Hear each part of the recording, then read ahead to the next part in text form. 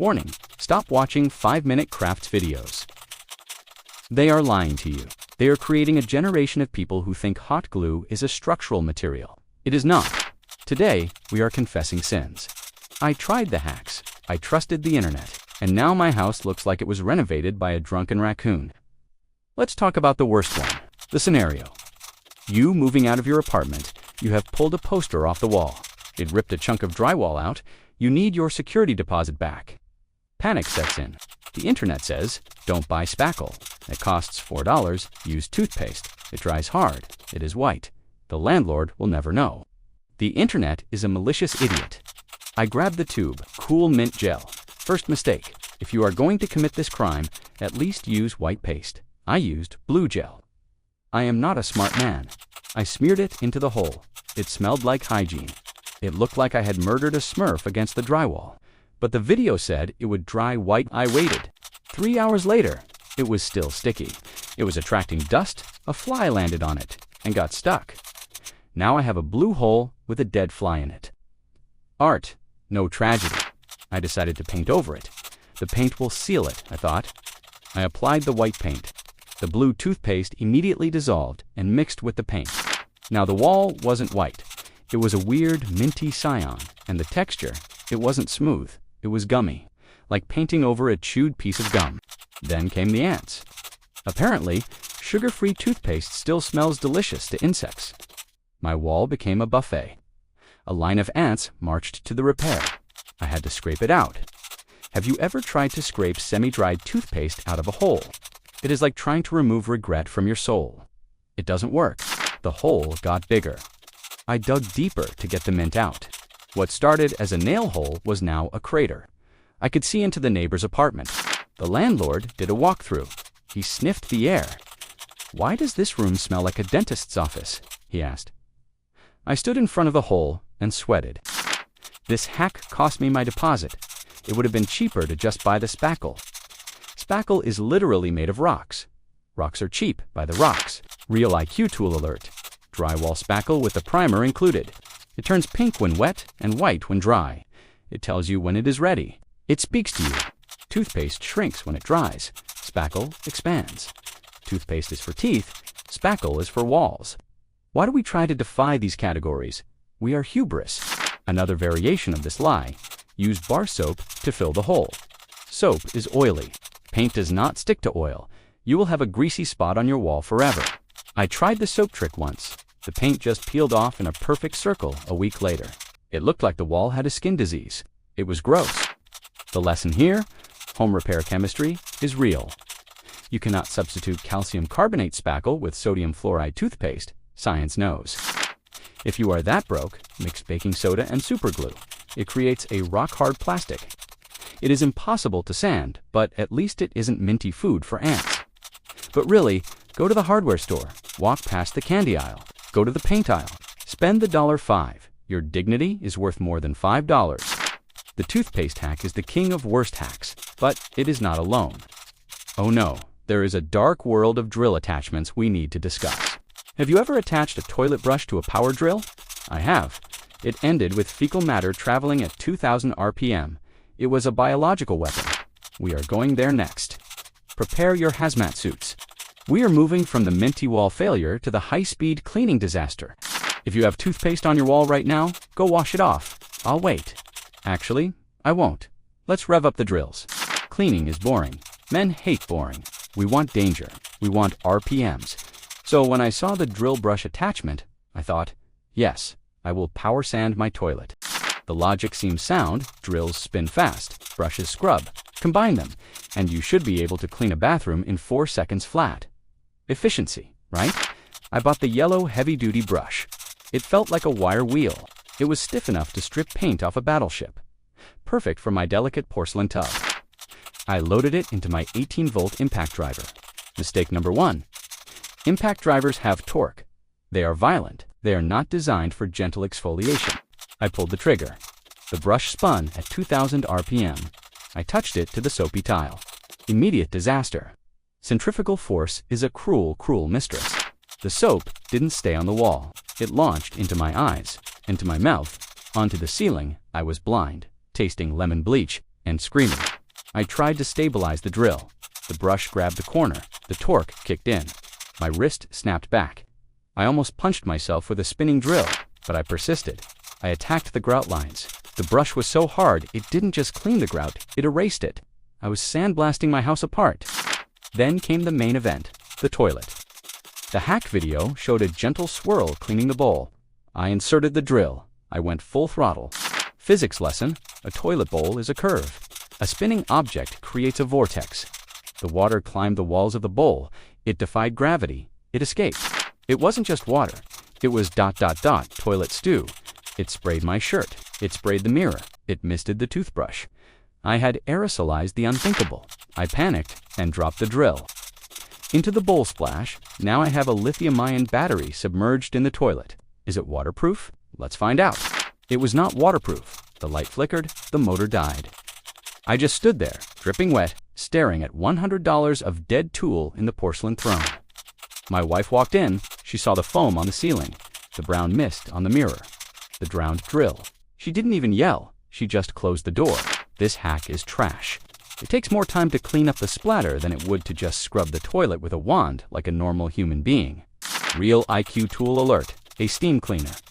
It shoots 200-degree steam. It melts grime. It sanitizes without spinning chaos. It is the civilized way. Steam kills bacteria. Drill brushes just make bacteria dizzy and fling them onto your towels. Do not make the bacteria airborne, keep them contained. Also, do not use the drill brush on carpet.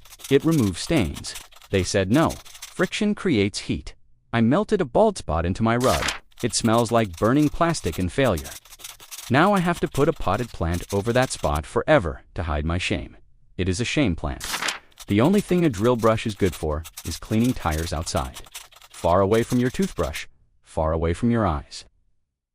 Wear goggles. Stop trying to turn chores into extreme sports. You are not Tony Hawk. You are just a guy trying to clean a bathtub without slipping a disc. So, we have ruined the walls with toothpaste.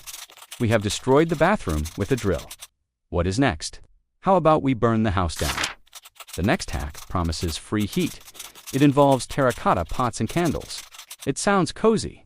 It is actually a carbon monoxide factory. Get your fire extinguishers ready. We are about to break the laws of thermodynamics and common sense. It is going to get hot in here. If you thought the toilet was bad, wait until you see what happens when a flower pot explodes. Let's go. Warning: do not play with fire inside your house. I don't care how cold you are. Put on a sweater. Don't build this hack. The internet says, free heat. Build a terracotta heater. Just take 3 flower pots, a metal bolt, and some tea light candles. Science. The theory. The candles heat the air inside the pots. The thermal mass of the clay traps the heat and radiates it slowly. It sounds smart. It is dumb. I built one. I felt like MacGyver. I used 4 tea lights. I waited. 1 hour later, the room was still freezing, but now it smelled like cheap wax. A tea light puts out about 100 BTU of heat. A small space heater is 5,000 BTU. You would need 50 candles to match 1 cheap electric heater. I decided to upgrade. More fire equals more heat, my lizard brain thought.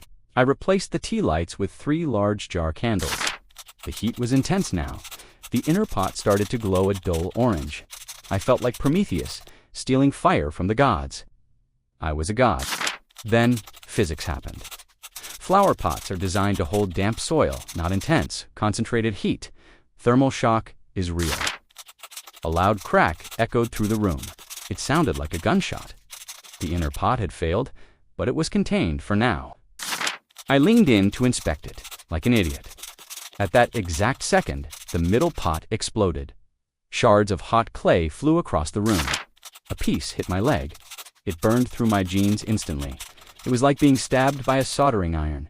I screamed a very ungodlike scream. The explosion knocked over the candles. Now I have 3 pools of molten wax on fire on my wooden coffee table. It was chaos. I grabbed the fire extinguisher. Section 2 was a warning. I blasted the table. White powder everywhere. The fire was out. My pride was gone. This hack isn't free heat. It is expensive damage. The cost of the pots, candles, bolt, and the new coffee table was $300. And the carbon monoxide, you are burning oxygen in a closed room. You will feel sleepy. Then you will wake up dead. Do not do this. Real IQ tool alert. An electric oil-filled radiator. It is safe. It is quiet. It won't explode and shrapnel your legs. It costs $40. Another fire hack, burn crayons in an emergency. They say a crayon burns for 30 minutes. Have you ever smelled burning wax pigment? It is toxic. And the soot, it makes black, greasy soot that sticks to the ceiling. You will be painting your ceiling long after the power comes back on, just by a flashlight and a blanket. Stop trying to be a caveman in a modern apartment. You don't have the ventilation for it. Fire is the ultimate bad hack. It is uncontrollable. It is hungry. It doesn't care about your YouTube views. It just wants to eat your house. So, we have destroyed walls, flooded bathrooms, and set the living room on fire. We are on a roll. Let's move to the kitchen. The next hack is about food storage. It involves vacuum sealing things that should never be vacuum sealed. It gets messy and smelly. Get your mop ready. We are about to defy the laws of fluid dynamics and suction.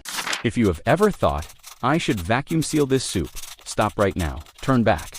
You are walking into a valley of darkness. Let's find out what happens when a powerful vacuum meets a bag of liquid chili. Spoiler, it isn't pretty. We have reached the kitchen, the heart of the home, and the place where I destroyed a $200 appliance in 3 seconds flat. Welcome to the vacuum chamber. The hack. Save money on food.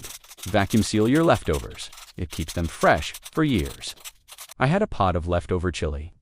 I had a dream of eternal freshness. I poured the liquid chili into the bag. It was sloshing. It was dangerous. But the manual said, moist mode. I trusted the button. Never trust the button. I clamped the lid down. Click, click. The pump started whirring. The bag tightened around the chili. It looked beautiful. For exactly 2 seconds, physics lesson. A vacuum sucks air. If liquid is touching the air, the vacuum sucks the liquid too. The chili began to climb the bag like a red tide. I tried to hit the cancel button. My panic fingers missed. I hit seal instead. The machine didn't stop. It accelerated. It was hungry for beef. The chili hit the intake nozzle. SHLUUUURP. The sound was unholy. It was the sound of a robot vomiting in reverse. The machine drank the stew. Smoke started coming out of the side vents, spicy smoke. The motor was churning beans and meat. It wasn't designed for this texture. It screamed. I yanked the plug. Too late. Hot chili was oozing out of the control panel. The moist mode light flickered and died. The machine was murdered. I opened the lid. The heat strip was covered in burnt sauce. It smelled like a campfire made of Tex-Mex food. My wife walked in again. She just sighed. Real IQ tool alert. Freeze the liquids first. Put the soup in the bag, freeze it solid, then vacuum seal it. It's simple physics. I am an idiot, but I didn't stop there.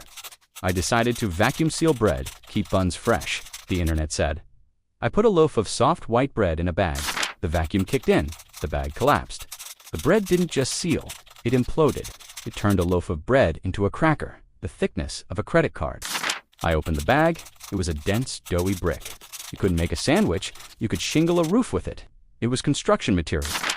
I tried to seal fresh strawberries. The vacuum crushed them into a jam explosion. The juice was sucked into the replacement machine. Why do I never learn? Vacuum sealers are for hard things. Steaks, corn, bolts. Not for liquids. Not for air-filled fluff. Stop trying to defy atmospheric pressure. The cost of this hack, one $200 machine, 1 pot of chili. And the respect of my family, the savings from buying bulk food, evaporated instantly. Just use a Tupperware container. It works. It's reusable. It doesn't eat your soup. It doesn't require electricity. It is technology perfected. The dark side of kitchen hacks is the mess. The video cuts away before the cleanup. I spent 2 hours using toothpicks to clean chili out of the pump. If a hack requires you to disassemble an appliance to clean it, it is not a hack. It is a punishment. It is penance for your greed. So, we have failed in every room of the house. The walls are blue. The bathroom is soapy. The living room is scorched. The kitchen smells like burnt beans. It is time to face the truth. Why do we do this? Why do we trust these videos? Is it hope? Or are we just gullible idiots? Let's wrap this up with the anti-hack manifesto. The rules for surviving the internet age without destroying your property. Put down the hot glue gun. Put down the drill. Listen closely. I am about to save you thousands of dollars and hours of therapy. The final section is the truth. It might hurt, but like ripping off a Band-Aid or dried toothpaste, it is necessary. We have survived the gauntlet of bad ideas. My house is a disaster zone, but my spirit is ... well, broken. But I have learned. I have evolved. The Anti-Hack Manifesto, rule number 1. If it takes longer to do the hack than the actual task, it is not a hack. It is a craft project for bored people. Rule number 2. Hot glue is not a fastener. It is plastic snot. It melts in the sun. It snaps in the cold. Use a screw. Use a nail. Use gravity. Rule number 3. Specialized tools exist for a reason. Engineers spent decades designing the toilet wand. You are not smarter than the engineers with your drill. We watch these videos because they sell a fantasy. The fantasy that we can control our chaotic lives with a toilet paper roll and some baking soda. But chaos is the default state of homeownership. Things break, walls crack, toilets get dirty. There is no magic spell. There is only work. Buying the right tool feels like spending money, but destroying your property with a bad hack costs more money. It is the poor man's tax. I spent $50 on toothpaste, drill brushes, pots, and vacuum bags. A tube of spackle, a toilet wand, a heater, and a Tupperware cost $50. It's the same price. The difference is dignity. When you use the right tool, you feel capable. When you use a toothpaste tube on a wall, you feel like a toddler. Stop upcycling trash. An empty milk jug is not a shovel. It is garbage. Throw it away. Your garage is not a recycling center. It is a hoard. Real hacks are usually boring. Sharpen your knife, clean your filters, tighten the screw. They aren't viral because they aren't flashy. But boring works. Boring keeps your house standing. Flashy burns your table down with terracotta pots. Choose boring. Embrace the mundane. If you see a video with a thumbnail of a lemon toothpaste and a drill, ... run, report it for terrorism. Save the algorithm. Be the person who owns a plunger before the toilet clogs. That is the ultimate life hack. Preparation, not improvisation. I am cleaning up the chili now, and the toothpaste, and the wax. It will take all weekend. Loathe from my pain. Do not be me. Go to the hardware store. Smell the sawdust. Buy a real tool. Feel the weight of steel in your hand. It is therapy for the soul. And if you absolutely must hack something, hack your expectations. Lower them. Expect things to break. You will be happier. Next week, I am building a deck using only duct tape and hope. Just kidding. I hired a contractor. I am retired from the hack life, which was the worst. The minty wall, the drill toilet, the pot bomb, or the chili vacuum. Let me know in the comments. If you laughed at my misery, smash the like button. It costs you $0 and it heals my emotional wounds. Slowly. Subscribe for more content where I injure myself so you don't have to. I am your crash test dummy. Don't put toothpaste on your walls. Don't drill your toilet. And for the love of God, don't vacuum seal soup. Stay safe, stay skeptical, and keep your drill away from the porcelain. I'm Sketchcalypse. I'm going to go eat a sandwich. A non-vacuum sealed sandwich.